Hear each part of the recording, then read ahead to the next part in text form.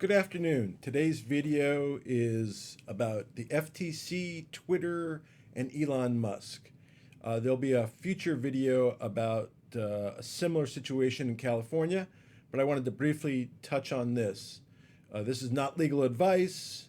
Like, share, please subscribe, comment. I appreciate you taking the time to watch this and all of my videos. So let's just jump into it. Long before Elon purchased Twitter, the FTC was closely monitoring the conduct of Twitter with regard to privacy issues.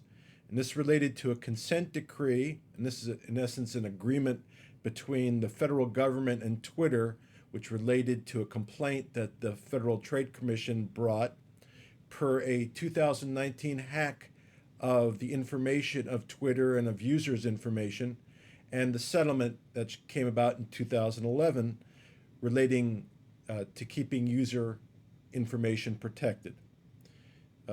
This order was again expanded in 2022 prior to Elon's purchase of Twitter in relation to the use of telephone numbers to correlate to targeting ads. And this was deemed also to be, or at least the Federal Trade Commission deemed it to be inappropriate. But they have been watching Twitter since 2009.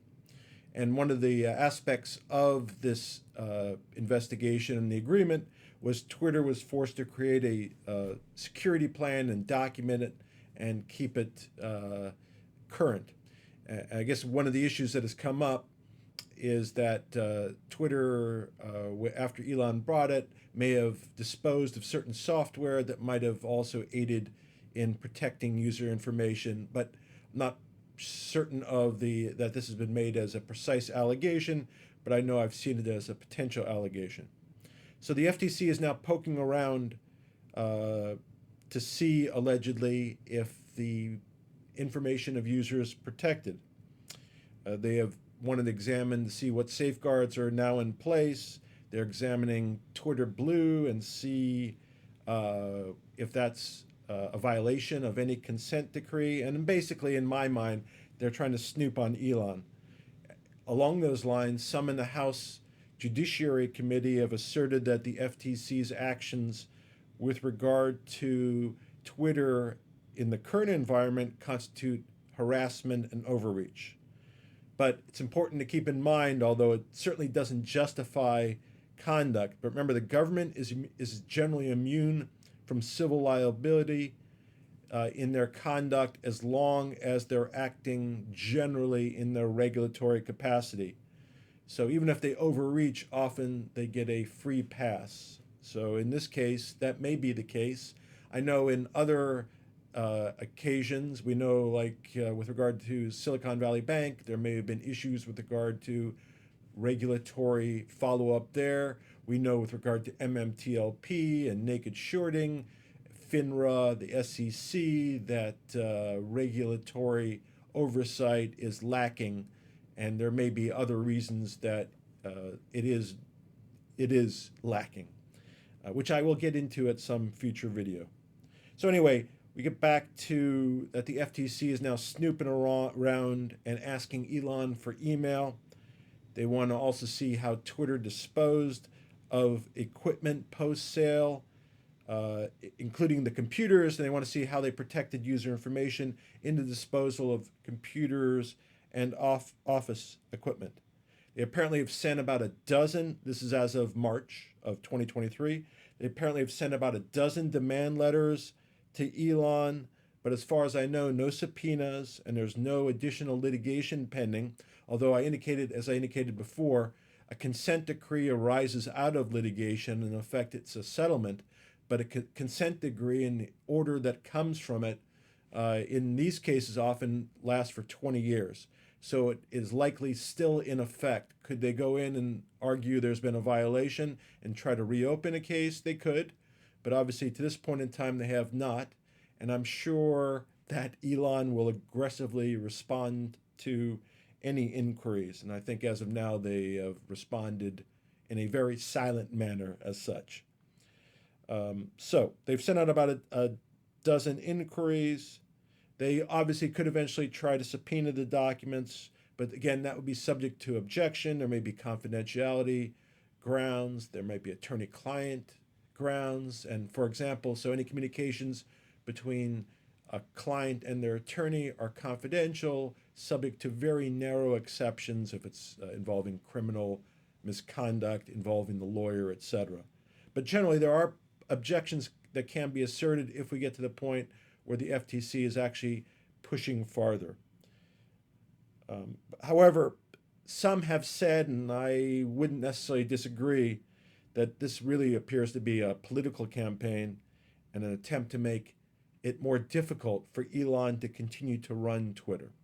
I'm sure he will not go down quietly, and I'm sure the reaction will fit the whatever is being done to him. So the email that has been requested by the FTC relates to emails sent to and from Elon, messages about the Federal Trade Commission. I don't really understand why they'd be entitled to messages generally about the FTC that might be privileged, might attain attorney-client privilege, etc. Again, it seems more of an improper request. They've also requested info about the former general counsel of Twitter, Jim Baker. Again, I don't understand why communications from counsel would be relevant.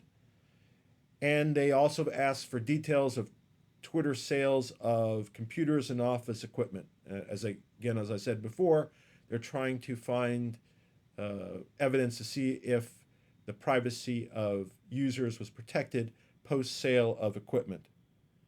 The FTC, and this is a part that I find disturbing, more disturbing than the rest, the FTC, seemingly in a manner chilling to the First Amendment of the Constitution, asked for the names of the journalists connected to the Twitter files, the series of information that Twitter produced on various issues after Elon acquired Twitter.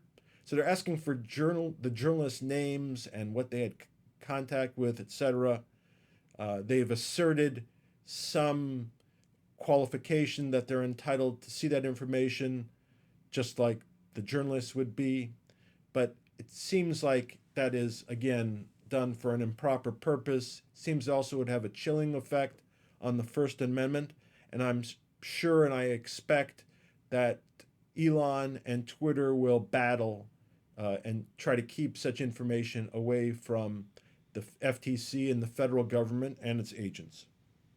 I expect the Twitter battle with Elon and the FTC regarding emails will start to heat up in light of the very extensive number of demand letters, and I'll be there with you to update you as to what is going on. Now, I did reference the consent decree, and if we get to that point, if there's a claimed violation of the consent decree, the FTC could then go back into court, in the federal court, to try to seek to enforce it, could seek fines, sanctions, further orders, appointment of a trustee, and other relief. But before that is done, there'll be litigation, heavy litigation as to that issues, and to the extent that happens, I will certainly bring that to your attention.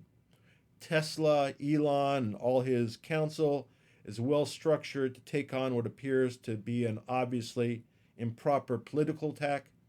We'll see how it works out, but I don't think it's a current risk to Elon, Twitter, or Tesla, but it is certainly a nuisance, and I will keep you apprised.